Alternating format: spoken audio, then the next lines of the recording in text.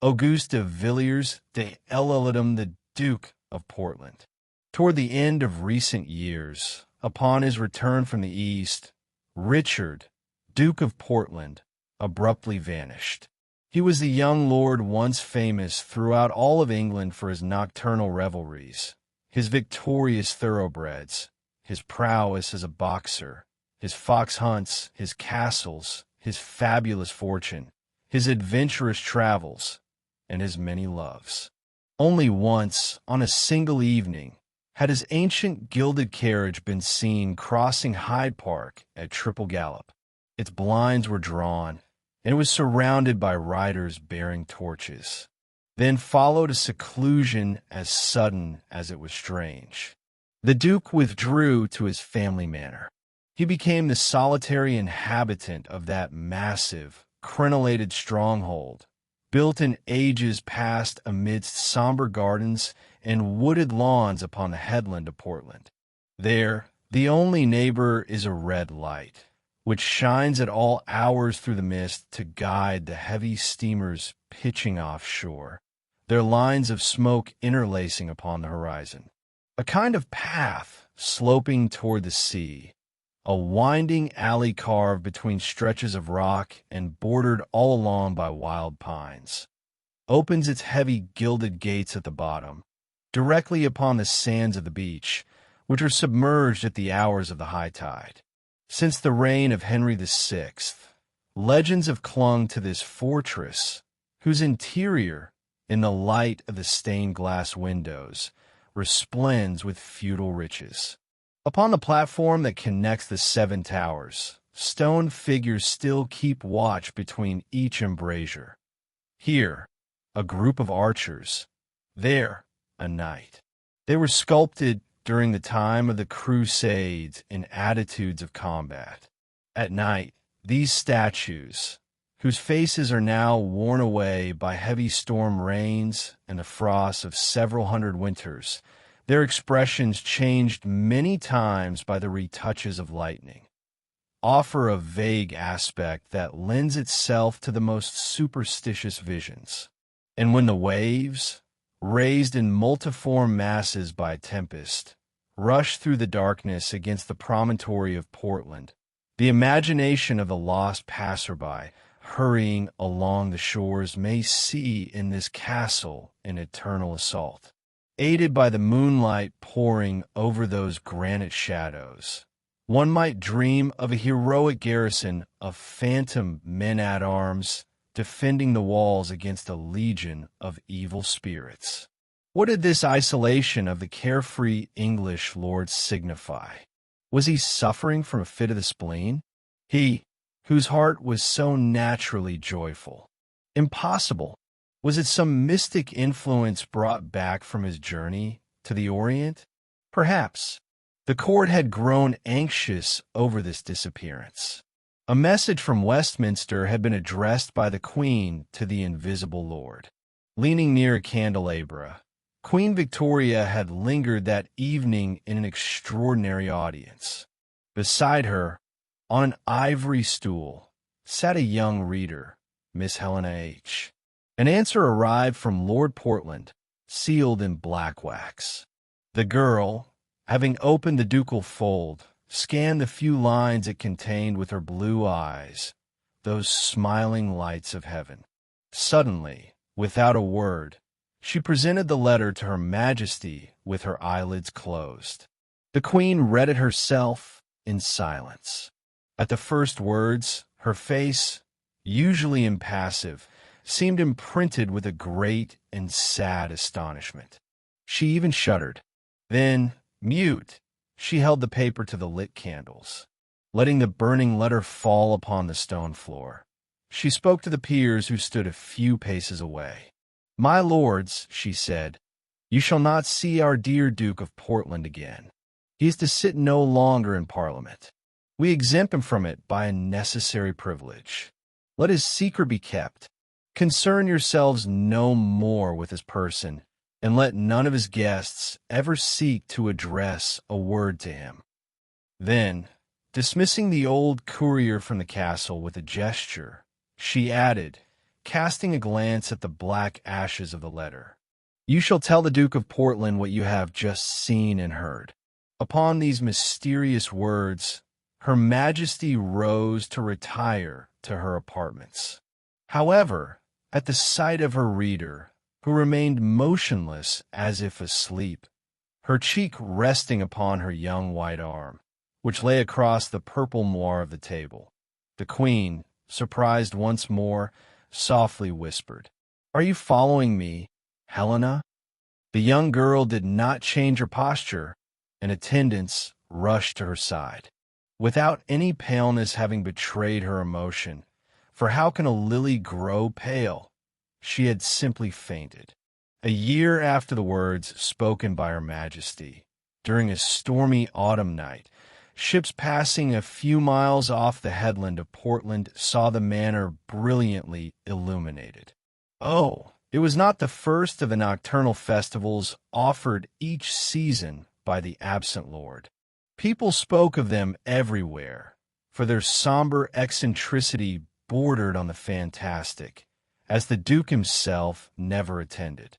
These festivals were not held in the apartments of the castle. No one entered there anymore. Lord Richard, who lived in total solitude within the great keep itself, seemed to have forgotten them. Immediately upon his return, he had ordered the walls and vaults of the vast underground cellars of the house to be covered with immense Venetian mirrors. The floors were now paved with marble and brilliant mosaics. Hand-woven tapestries, partially drawn back on twisted cords, were the only things separating a succession of marvelous halls.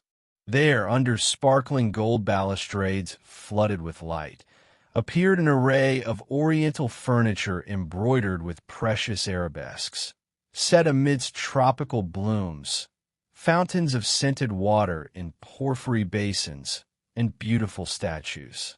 There, at the friendly invitation of the Master of Portland, who regretted being forever absent, a brilliant crowd gathered. The entire elite of England's young aristocracy, the most seductive artists, and the most beautiful, carefree ladies of the gentry. Lord Richard was represented by one of his former friends. And then a night of princely freedom would begin. Only at the place of honor at the feast did the young lord's chair remain empty, and the ducal crest surmounting its back was always veiled by a long crape of mourning. The glances of the guests, soon enlivened by wine or pleasure, readily turned away from it toward more charming presences. Thus, at midnight, deep beneath the earth of Portland, in those voluptuous halls amidst the heady aromas of exotic flowers, the bursts of laughter, the kisses, the clinking of cups, the drunken songs, and the music were all muffled and drowned. But if one of the guests, at that hour, had risen from the table and ventured outside into the darkness of the shore to breathe the sea air through the gusts of the desolate winds, they might have glimpsed a sight capable of troubling their good spirits for the rest of the night. Often, at that very hour, in the bends of the alley descending toward the ocean, a gentleman wrapped in a cloak could be met. His face was covered by a mask of black fabric, to which was attached a circular hood that hid his entire head. With a cigar in his long-gloved hand, he made his way toward the beach. As if in a phantasmagoria of old-fashioned taste, 2 white-haired servants preceded him. 2 others followed a few paces behind, holding high their smoking red torches. Before them walked a child, also in mourning livery, and once every minute this page would ring a bell with a short stroke to warn anyone in the distance to stand aside for the passerby.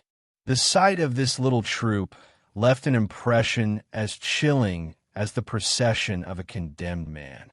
Before this man, the gate to the shore would open, his escort would leave him alone, and he would then step forward to the water's edge. There, as if lost in a pensive despair and intoxicated by the desolation of the space, he would remain taciturn, like the stone specters upon the platform, standing against the wind, the rain, and the lightning, before the roaring of the ocean. After an hour of such brooding, the mournful figure, still accompanied by the lights and preceded by the tolling of the bell, would take the path back toward the keep from which he had descended, and often, stumbling along the way, he would cling to the jagged edges of the rocks. On the morning preceding that autumn festival, the Queen's young reader, who had remained in deep mourning since the first message, was at prayer in Her Majesty's oratory when a note, written by one of the Duke's secretaries, was delivered to her. It contained only 2 words, which she read with a shudder: "Tonight." That is why, toward midnight, one of the royal boats touched land at Portland. A youthful female form in a dark cloak stepped out alone. The vision, having oriented herself upon the twilight beach, hurried toward the torches, moving toward the sound of the bell carried by the wind. Upon the sand, leaning against a rock, and from time to time, shaken by a mortal convulsion, the man in the mysterious mask lay stretched out in his cloak. "Oh, miserable one!" cried the young apparition, sobbing and hiding her face as she reached him, her head bared. "Farewell, farewell," he replied. From afar, one could hear songs and laughter coming from the underground halls of the feudal manor, whose illumination wavered, reflected upon the waves. "You are free," he added, letting his head fall back against the stone. "You are delivered," replied the white-clad wanderer, raising a small gold cross toward the star-filled heavens, before the gaze of him who spoke no more. After a long silence, as she remained there before him, eyes closed and motionless in that attitude, "Until we meet again, Helena," he whispered with a profound sigh. When, after an hour's wait, the servants approached, they saw the young girl kneeling on the sand, praying beside their master. "The Duke of Portland is dead," she said, and, leaning on the shoulder of one of those old men, she looked toward the boat that had brought her. 3 days later, one could read this news in the court journal. Miss Helena H., the fiancée of the Duke of Portland, having converted to the Orthodox faith, yesterday took the veil at the Carmelite convent of L. What, then, was the secret from which the powerful lord had just died? One day, during his far-off travels in the East, having wandered away from his caravan near Antioch, the young duke, while talking with local guides, heard of a beggar from whom every one recoiled in horror, and who lived alone amidst the ruins. The idea seized him to visit this man, for no one escapes their destiny.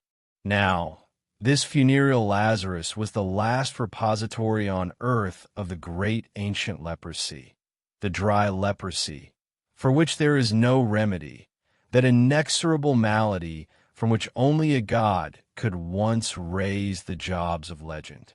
Portland alone, despite the prayers of his distraught guides, dared to brave the contagion in the cavern where this pariah of humanity lay gasping. There, by a flourish of a great gentleman, intrepid to the point of madness, while giving a handful of gold pieces to that dying wretch, the pale lord insisted on shaking his hand. At that very instant, a cloud passed over his eyes. That evening, feeling himself lost, he left the city and the interior lands, and at the first signs of the disease, returned to the sea to seek a cure in his manor, or to die there. But, faced with the burning ravages that declare themselves during the crossing, the Duke saw clearly that he could hold no hope other than a swift death. It was done. Farewell, youth, the brilliance of an ancient name, a loving fiancé, the posterity of the race. Farewell, strength, joys, incalculable fortune, beauty, and the future. All hope had been swallowed up in the hollow of that terrible handshake. The Lord had inherited from the beggar a second of bravado, or rather, a movement too noble, had swept this luminous existence into the secret of a desperate death. Thus perished Duke Richard of Portland, the last leper in the world.